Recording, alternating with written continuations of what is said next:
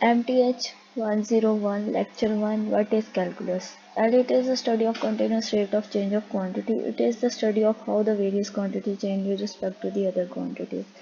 Calculus basically हमारे पास ये है कि ये क्वांटिटी अगर चेंज हो रही है किसी दूसरी क्वांटिटी की रिस्पेक्ट से तो उन दोनों को आपस में कंपैरिजन करने के लिए हम कैलकुलस का यूज़ करते हैं. For example how distance change with respect to time, कि कितना डिस्टेंस जो है वो कवर हो रहा है कितने टाइम में. ये दोनों एक दूसरे के डायरेक्टली प्रोपोर्शनल है. तो कैलकुलस में बेसिकली हम क्वांटिटीज़ को देखते हैं.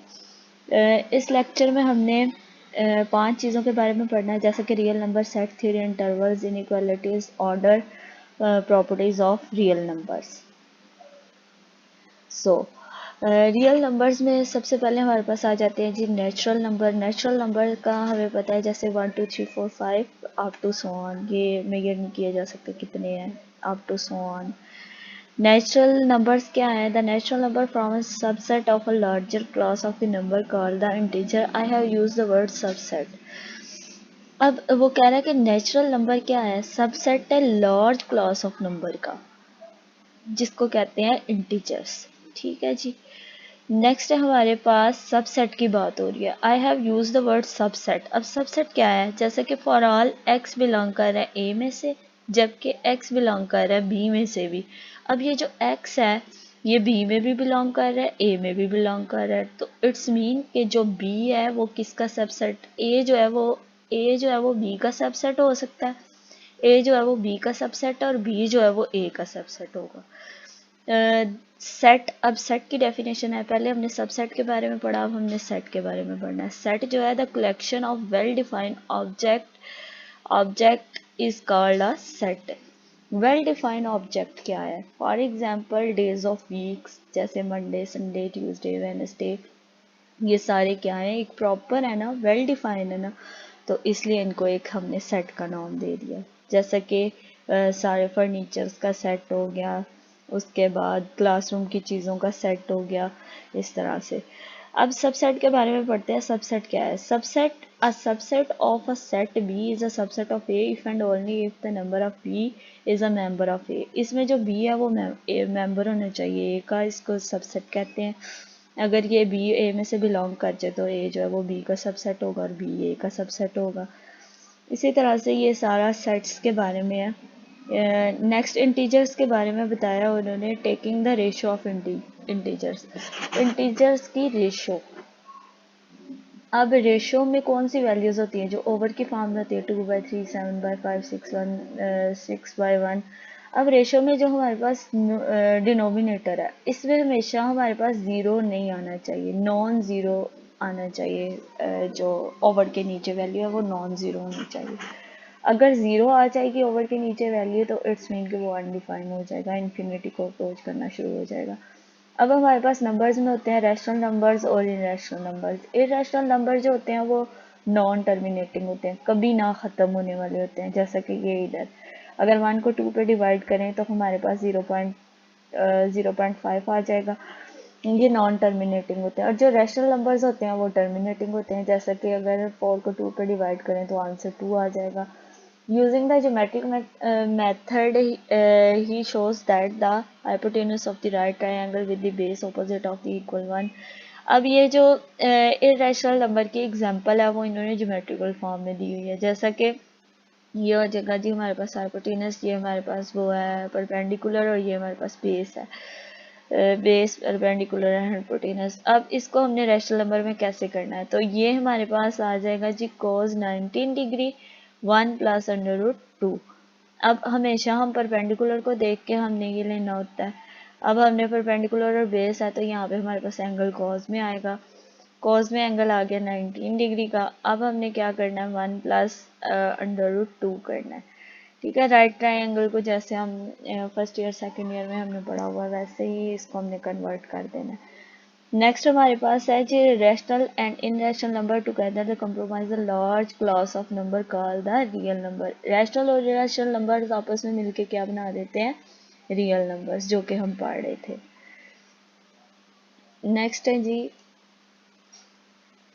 Pictorial summary of the hierarchical of the real numbers, real, irrational और रैशनल नंबर्स, इंटीजर्स और नेचुरल, ये इनकी सारा वो पिक्टोरियल फॉर्म में बताया। पहले नेचुरल्स आते हैं, नेचुरल नंबर्स आते हैं, फिर इंटीजर्स आते हैं, फिर रैशनल आते हैं, फिर इरेशनल आते हैं और फिर रियल नंबर्स आते हैं। कोऑर्डिनेट लाइंस, कोऑर्डिनेट लाइंस क्या होती हैं? Draw the pictures of the equation you would come across to write down the equation the pictures of the run into। अब कोऑर्डिनेट्स लाइंस क्या होती है कि जो हमारे पास रैशनल और इरेशनल नंबर होते हैं, जब हम उनको लाइंस में ड्रा करते हैं तो वो हमारे पास कोऑर्डिनेट्स लाइंस बन जाती है। जैसा कि ये हमारे पास है नेगेटिव साइड और ये पॉजिटिव साइड, नंबर लाइन जो हमने पढ़ा हुआ है, एक साइड पे माइनस आता है और एक साइड पे माइनस वाले सारे नंबर्स आते हैं और एक साइड पे प्लस वाले सारे नंबर आते हैं। इससे कोई इतना इम्पोर्टेंट नहीं है। नेक्स्ट एग्जांपल देख लेते हैं। Example, in the figure we mark the location of the points with coordinate -4 -3 -1 and -1 by 0.5 and pi √2 and 4, the location of pi and √2 which are approximate or obtain the decimal। अब जैसा कि इसको number line पे show किया हुआ है, √2 को calculate से कैलकुलेट करेंगे 1.41 आ जाएगा और पाई की वैल्यू हमें पता है कि 3.14 होती है। तो इसको नंबर लाइन पे शो किया हुआ है, 1 से थोड़ा सा आगे आ जाएगा जी √2 और 3 से थोड़ा सा आगे आ जाएगा जी पाई। बस जस्ट इसको नंबर लाइन पे शो करना है। नेक्स्ट है order property. In mathematics, there is an idea of the order of the set. We won't go into the general concept into the set theory and the other high level stuff, but we define the order of the real number set as follows। अब हमारे पास to real number हैं जैसे कि a and b। If b minus A is positive, अगर b minus ए positive है तो we say that b जो है वो ग्रेटर होगा a से, ठीक है जी, और that a is less b। अब माइनस आ गया ना, ए के साथ माइनस आ गया, ए के साथ माइनस माइनस आ गया, इट्स मीन कि जो ए है ना वो छोटा है, छोटा होगा, ए छोटा होगा बी से या बी बड़ा होगा ए से। तो ग्रेटर और लेस के ये जो है ये साइन है बने हुए। नेक्स्ट हमारे पास है जी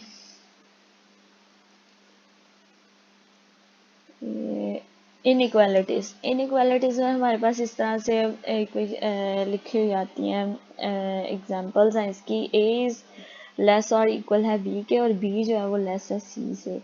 फिर ए लेस इक्वल है बी के और बी जो है वो लेस इक्वल है सी के। इस तरह से ये हम लिखते हैं, A is less than B, B is less than C and C is less than D. Next इसके एग्जांपल्स देख सकते हैं। Correct correct inequality, correct inequality और इनकरेक्ट इनइक्वालिटी। करेक्ट है 3 जो है वो लेस है 8 से, ये ऑब्वियसली है। -7 जो है वो लेस है 1/5 से, -12 है लेस इक्वल है x से। तो ये सारी करेक्ट इनइक्वालिटीज हैं और ये इनकरेक्ट है। 2 इज ग्रेटर इक्वल टू 4, ये इनकरेक्ट है ना, 2 छोटा है ना 4 से और इक्वल भी नहीं है, इसलिए ये इनकरेक्ट है।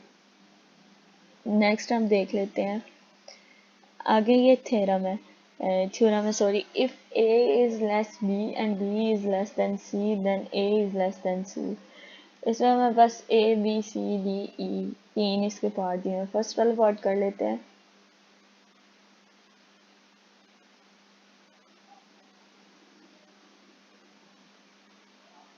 एग्जाम्पल कर लेते हैं। ये एग्जाम्पल्स दी हुई हैं, a union b and b union a intersection b जो है। ये एग्जाम्पल्स हैं इसकी सारी, इजी हैं। और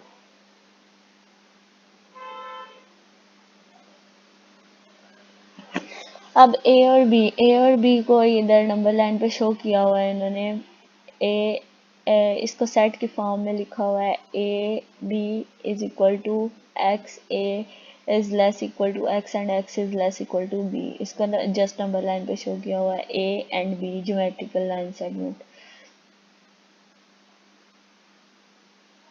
नेक्स्ट ये इंटरवल नोटेशन है। जब हमारे पास स्मॉल ब्रेसेस आती हैं, ए ऑर्डर पेयर की फॉर्म में लिखा हुआ है बी, तो इसको हम सेट नोटेशन में कैसे लिखेंगे, X such that A is less equal है A is less than X and X is less than B. और इसको ज्योमेट्रिकल पिक्टोरियल फॉर्म में कैसे लिखेंगे, ए एंड बी। फाइनाइट है, ओपन है। जब हमारे पास स्मॉल ब्रैकेट्स आती हैं ना तो इट्स मीन के ये ओपन है। जब हमारे पास स्क्वायर ब्रैकेट आती हैं इट्स मीन ये क्लोज है। और इसको इस तरह से लिखेंगे a is less equal x and x is less equal b, और नंबर लाइन पे ऐसे शो करेंगे। जब एक साइड स्क्वायर ब्रैकेट हो और दूसरी साइड पे स्मॉल ब्रैकेट हो तो इट्स मीन कि हाफ ओपन है। और इसी तरह से ये हाफ, ये भी हाफ ओपन है। और ये इनफाइनाइट, इन्फिनिटी आ गए तो इट्स, ये इन्फिनिटी क्लोज है। अब इन्फिनिटी वाली साइड से ये ओपन ब्रैकेट लगी हुई है और दूसरी साइड पे ये स्क्वायर ब्रैकेट लगी हुई है तो इसमें ये क्लोज है। तो माइनस इन्फिनिटी और बी, तो इट्स मीन कि ये जो है ये हमारे पास ओपन है, इसमें एंड पे ओपन ब्रैकेट लगी हुई है। नेक्स्ट ये भी सारा वही बताया हुआ है इन्फिनिटी के बारे में और ब्रैकेट्स के बारे में। सॉल्व इनइक्वालिटीज, इनइक्वालिटीज को कैसे सॉल्व करते हैं। एग्जांपल 4 है, इसमें 3 plus x 7x less equal 2x minus 9। 7x इधर ही रहेगा, 3 जो है ये इधर प्लस हो रहा है, इधर आके माइनस हो जाएगा तो -9 प्लस 3 -9 और -3 -12 आ जाएगा। 2x वाली वैल्यू को भी दूसरी साइड पे ले जाएंगे। 7x minus 2x is that 5x, 5x is less equal to -12 and then x रह जाएगा 5 इधर मल्टीप्लाई हो रहा है, इधर आके डिवाइड हो जाएगा। x is less equal to -12/5।